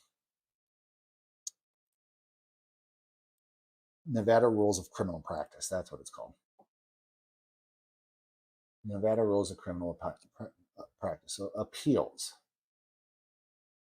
And he's referencing Rule 19, appeals. Number 3, perfection of appeal, and subsection A. So he's referencing this. It says, the following shall be filed with the court to perfect an appeal. Defendant appeals. The defendant appealing a final judgment must file, as required by NRS 189.065 that we read earlier, a request for hearing with the court within 60 days, and the format set forth in the request for hearing form established in these rules. The court clerk must have the matter set for hearing within 150 days. Briefs. 1. The defendant's opening brief must be filed within 45 days of filing notice of appeal. 2. The state's responding brief must be filed within 30 days of filing the opening brief. And 3. The defendant's reply brief must be filed within 5 days of filing the responding brief. A reply must be limited to answer all new matters set forth in the responding brief. So I thought I seen something in here where they were required, when I was reviewing this, where they were required to include the transcript, but apparently I was wrong. Maybe we'll come across it. I thought we had that's, I seen that somewhere, but that could have just been my ADD talking in my head. So let's go ahead and go back to that filing. Okay. Continuing on. Contentions of the briefing scheduled and an ongoing transcript issue. The parties stipulated to extend the deadline for appellant's opening brief from May 22nd to July 8th. Neither of the parties' stipulation nor the order implementing it made mention of the request for a hearing requirement. The parties' discussion over the stipulation, the city did not raise the requirement. So basically, he says, Mr. Edgerton said, we need time to get this information. We need to gather all the documents. The lower court wasn't ready yet. And we didn't, the lower court wanted to play games with Ms. Schumann. And rather than doing it ex parte, it drug it out. So because they drug it out, it also drug out this 60-day rule, is what he's saying. And because the state did not pick it up, that, did not say, hey, oh, by the way, you still have 60 days to get us to perfect your appeal. Because they didn't raise it, they're trying, let's continue. He puts it out better than I can. Legal argument. This number 2 legal argument. The city's motion is based entirely on appellant's failure to request a hearing in this appeal by June 9th. It does not purport to advance any substantively important objective or principle beyond strict mechanical adherence to the requirements for perfecting an appeal. It is a petulant exercise that favors ambush over comedy. Elevates a tactical advantage taking over legal merit, and accentuates the city's animus towards appellant for daring to stand up for his rights to pursue his First Amendment activities. Oh my gosh. So well put, Mr. Edgerton. I love how you put that. Especially tactical advantage in a petulant exercise that favors ambush. She's trying to, she knows she doesn't have a case to stand on, so guess what?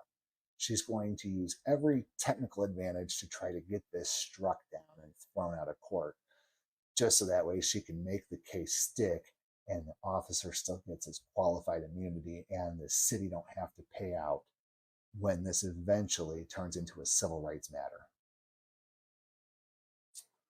While appellant wonders what the purpose of NRS 189065 serves other than stumbling block or a trap for the unwary, the legislature has seen fit to maintain it as part of the statutory scheme for nearly 60 years. So this has been a rule for nearly 60 years, and she's trying to turn it into a technical bulletin, a technical rule. Whatever wisdom behind it, NRS 189065 is a mechanism by which an appeal can be dismissed for failure to prosecute, which ensures that this court's caseload is not clogged with unserious appeals. So basically, that is a mechanism for somebody just going, oh, I want to file an appeal, and never doing anything about it. You know, just to appeal for appeal's sake. Just because they can. Oh, well, it's not real because I appealed it. And then, oh, I'm not going to fight it either. That's what that's for.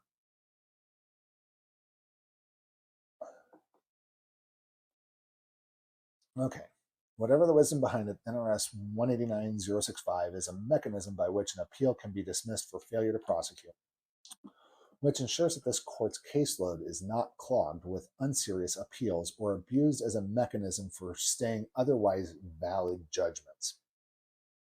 But no sincere reading of the record before the Reno Municipal Court nor before this court can conclude that the appellant is failing to prosecute this appeal. To the contrary, he has gone to extraordinary lengths to preserve his right to seek a judicial review of a conviction entered against him. If appellant has failed to meet his obligations under NRS 189065, it is due to his inadvertence rather than any lack of appetite to see this appeal through to a decision on the merits. Thus, the court should deny the city's motion, should be denied if it has any latitude to do so. The city hopes that the court will conclude that its hands are tied because NRS 189065 sets a time and manner requirement that requires strict compliance. For this reason, the city notes that ignorance of the requirement would be no defense, hoping to sidestep any discussion of whether fairness or professional courtesy would have obliged the city to warn its opponent that NRS 189065 deadline was nearing instead of lying in wait for it to pass.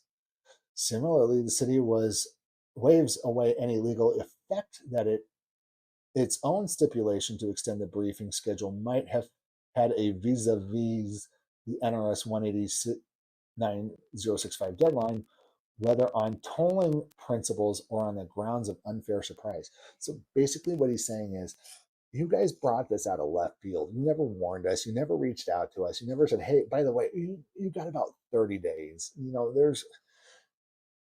nothing happened. This was a gotcha in hopes that the court will go, well, no, you guys had 60 days. You failed. Case dismissed. It was a gotcha motion. In the summary, the city asked the court to look upon an obvious example of gamesmanship and subterfuge and concluded that the rules, mandatory as they are, cannot bend to avoid injustice. Fortunately, this court has ample latitude to engage in such bending on several grounds. So he's saying, oh, it's not as strict as she's making it out to be, Judge. Listen to what you can do. First, the case the city cites is for its quote strict compliance proposition favors appellant's position. The city misquotes again. The city misquotes. Second time they misquoted. First was on the reason why not every person needs transcripts just because they're just because they're indigenous, which is true, but because they're appealing, they have to get the transcripts. She misquotes it again. This is family law. This ain't criminal law. Go take these tactics to family law, Ms. Schumann. Anywho, the city misquotes Markowitz v. Saxon special servicing by excising generally. They left out generally from the beginning of the quotation. Perhaps because the Markowitz courts ultimately concluded that the language of the relevant rule favored strict compliance, but the policy and equity principles did not, and the latter outweighed the former. So they said policy and equity principles did not outweigh strict compliance. So whatever's favorable to the appellate is held in higher standard than the strict rule of that law.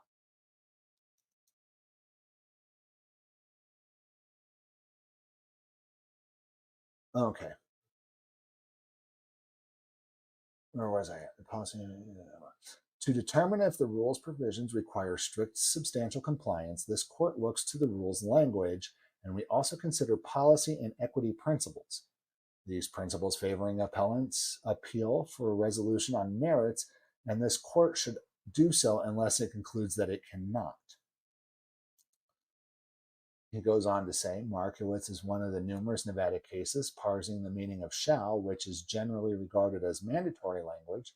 Indeed, the legislature has carefully delineated between precautionary language like may and mandatory language like shall.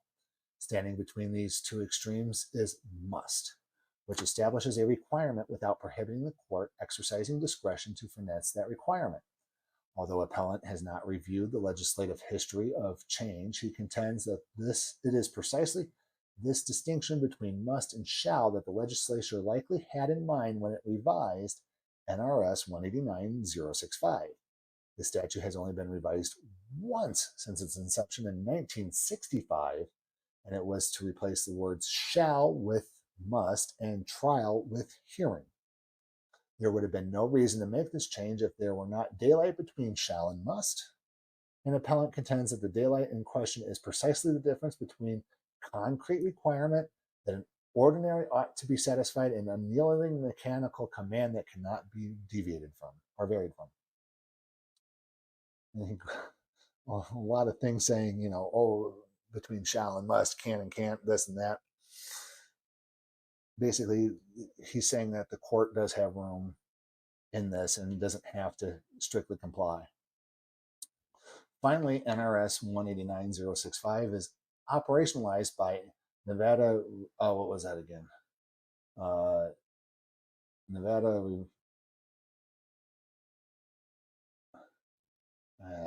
Forget that. Okay. Operation by NRCRP 119.3A as part of Nevada Rules of Criminal Practice. Nevada Rules of Criminal Practice, that's what that means. This court has inherent authority to construe them so that they can provide for the just and fair administration of criminal actions. Where strict adherence to the rule would work an unjust or unfair outcome, this court has discretion to apply, construe, or even suspend that rule to achieve justice. So again, the court has the ability, if they find that the rule or law is unconstitutional, they can suspend it. Constitution trumps all. Order of priority. Constitution, federal law, state law, local law, or county law, local law. Order of priority, and that's what police seem to forget.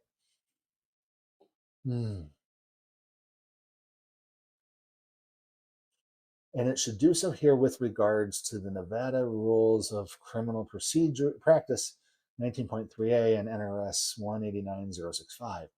The right to an appeal is a substantial right which should not be taken away unless clearly intended by statute.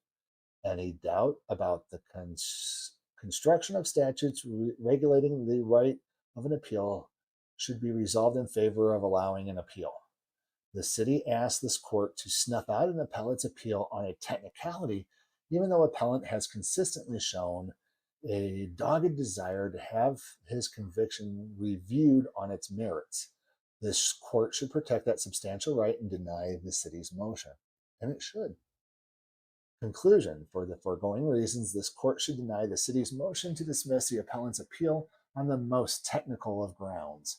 Appellant has shown himself to be determined and serious appellant and not one deserving of dismissal for failure to prosecute the city's motion, and every indication of being little more than a sneaky trick deployed in desperation to avoid the decisions of the merit. And I agree with it. The city's motion has every indication of being more than a sneaky trick deployed in desperation to avoid the decision on the merits. And I would also add, to avoid criminal prosecution of a police officer and violation of civil rights, and to be held accountable for the violation of civil rights. Also, in principles of fairness, equity, and the value of improving the law through the iterative process of judicial review, all points in favor of having appellant's case resolved on the merits rather than a hyper-technical default. And then again, more court policy and boilerplate. Now, the court did rule on this. They did rule on this. And it's just a little bit down, and we're going to be done for the night. So I'm going to get through this, power through it. We got about 10, 15 minutes left, folks. So I'm going to keep this right at about 2 hours. And thank you for watching. Please hit like, share, and subscribe so that way when more content comes out, I can provide it. And I do apologize. I've been a little lacking on the content recently. So here is the court coming back. Again, Mr. England, Chief England, and the City of Reno. Order denying motion to dismiss. On April 19th, the Reno Municipal Court appeal proceedings hereinafter appeal. On June 24th, the City of Reno, hereinafter the city, and through Leann Schumann, Deputy Attorney, filed a motion to dismiss appeal for failure to request a hearing within 16 days, hereinafter MTD. Motion to dismiss. On June 27th, Mr. England, Chief England, hereinafter England, filed an appellate opposition motion to dismiss, hereinafter opposition to motion to dismiss. Also on June 27th, Chief England filed a request for hearing. On July 3rd, the city filed a reply in support of motion to dismiss appeal for failure to request a hearing within 60 days, hereinafter reply. The city highlights on April 1st, the Reno Municipal Court convicted Chief England of NRS 199-280, resisting a public officer, aka contempt of cop. Motion to dismiss at 1. The city further highlights that on April 9th, Chief England filed his appeal. The city ultimately argues that England failed to perfect his appeal by requesting a hearing within 60 days of filing the appeal pursuant to NRS 189-065, ID at 2. In opposition, England argues that the principles of fairness, equity, and value, improving the law through iterative process of judicial review and all points in favoring his case, resolve the merits rather than a hyper-technically default opposition motion to dismiss at 6. In reply, the city points to Plankinton versus 5th Judicial Court and argues that the court must dismiss the repeal reply at 1 and 2. It says here NRS 189-065 states the following: an appeal must be dismissed by the district court unless perfected by an application for the defendant within 60 days after the appeal is filed, the justice court having set for hearing. So basically, they're just going through and going, okay, here's your point, here's their point. And now here we get to acknowledgments. The court acknowledges that NRS 189-065 requires that the request for a hearing be filed within 60 days of appeal. being filed. However, the instant matter, the court entered an order for briefing schedule wherein the court made clear that after the conclusion of the briefing, a request for submission is to be filed. Moreover, the court notes that it entered a second amended order for briefing schedule on July 9th, wherein the court allowed Chief England until August 22nd to file his opening brief after the city stipulated to the extension. So Chief England's side, Mr. Edgerton, put in documents saying that we needed to extend it, and the city stipulated to the extension, or it stipulated to it, but it's, anyways. By stipulating to an extension of time for the briefing schedule, the court finds that the city has waived their argument that the appeal should be dismissed, has agreed to provide England more time to file his opening brief. So basically they said, by you going to court and arguing that he didn't need this transcript and dragging it out another month, a whole another 30 days, that you waived your right to it. I mean, she could have said, no, we're not going to, give him the transcripts and be done with it. And then it would have taken a few days or a week or two. But no, she had to play games and wanted to get in the way every single time. Okay, so going back here, the court finds that the city has waived their argument that the appeal should be dismissed as they agreed to provide England with more time to file his opening brief, implicitly acknowledging that England has the right to proceed with an appeal. Further, the city has implicitly acknowledged that under the rules of practice for the Second Judicial Court and the order for briefing schedule, the matter will not be heard until the notice of submission is filed after the city has responded to the opening brief. Also, as elucidated above, I guess that's how you pronounce it, the court has elected to enter a briefing schedule in the instant matter. Upon submission to the court will consider the matter heard and make its determination on the appeal. The court notes that within its inherent power to, quote, to control the disposition of cases on its docket with the economy of time and effort for itself, for counsel, and for litigants, end quote, Mayhew versus 8th Judicial Court of Nevada. Importantly, the Nevada rules of criminal practice are intended to provide the just and fair administration of criminal action, using its inherent power to control the disposition of the causes on its docket. The court does not find it appropriate to dismiss this matter and finds that rendering a decision on the merits of this case will allow for the just and fair administration of it. Based upon the foregoing and good cause appearing, it is hereby ordered that the City of Reno's motion to dismiss appeal for failure to request a hearing within 60 days is denied as of September 9th. And then standard court. So what does that mean, folks? Well, it means that the city don't know what it's doing. Plain and simple, folks. They're trying every technical aspect. They're trying to play family court and criminal court, in my opinion. They're trying to rely on technicalities. They're trying to subvert justice in favor of technicalities of the law rather than the fairness of the law. And again, this goes back to Ms. Schumann's job. She asked me if I had any legal training in First Amendment auditing, if I had any training in First Amendment auditing, if I had any legal knowledge. I'm going to put it to you this way, folks. You don't have to go to college to pass the bar. There have been people who've passed the bar on self-study. There have been people who just walked. I think I've read one point where one person just walked right in based upon general knowledge that they picked up, walked right in and passed the bar on their first try.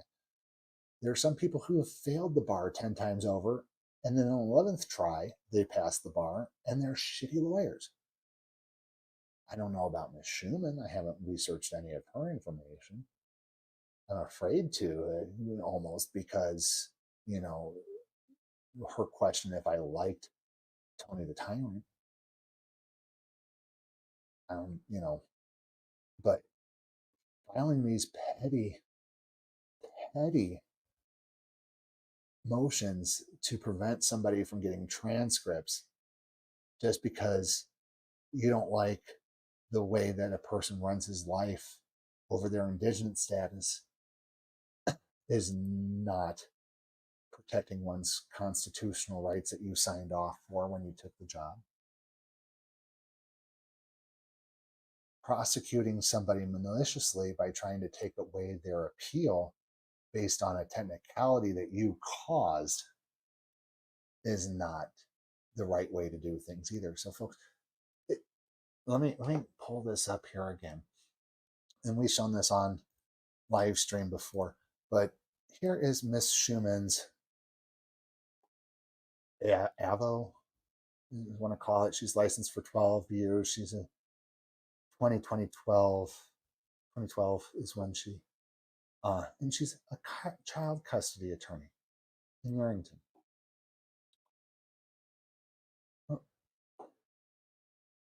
You know, University of Wyoming College of Law. Interesting, Ms. Schumann. Did they teach you Nevada law in Wyoming College? Oh, yeah. Mineral County District Attorney's Office. Deputy District Attorney. You know, maybe I should pull up your cases out of Mineral County. Anyways, I'm going to stop sharing that. And one other thing I want to do is point you folks to the city attorney's office. So if you folks have any questions, comments, or concerns for the city, remember, it is your First Amendment right to address your grievances with your government. So we only ask that you please do so respectfully and lawfully. We do not condone any threats or force or violence or acts thereof. And so if you want to hold the city attorneys accountable, you can give them a call. Let me kind of bump up this text on this. So this is Mr. Carl Hall. And as you can see, in the criminal division, we got Miss Leann Schumann here. But if you want to contact them, you can contact them through their website, reno.gov/government/department/city-attorneys/contact-us. They're open from 8 to 5 Monday through Friday and at nights, folks. 8 to 5. Oh, yeah. Criminal division gets an hour for lunch. Why doesn't the civil division get an hour for lunch? Anyways, they're on the 3rd floor of 1 East 1st Street in Reno, Nevada, P.O. Box 1900. And here's the phone number if you wish to call them, folks. Let them know your displeasure on all of these frivolous filings that they're putting in if you'd like. But I do thank you guys for joining. Please take a moment to like, share, and subscribe to my channel. I'm also streaming on the ADHD Auditor. Again, shout out to all my neurodivergent and neurotypical followers out there. If you guys have a moment, please head on over to Sacramento Community Watch's channel. Don't forget to like, share, and subscribe to them. Take a look at our content live stream. Get caught up on all this. We do thank you for going through this with me. Again, this is all public record. I'm kind of giving a big shout out here to Megan Fox and that umbrella guy who kind of urged me to do this indirectly. You know, they're kind of going over a case with Jeremy Hales over at What the Hales channel as well, where he's fighting his neighbors. And they're going over case documents in real time. So why not I?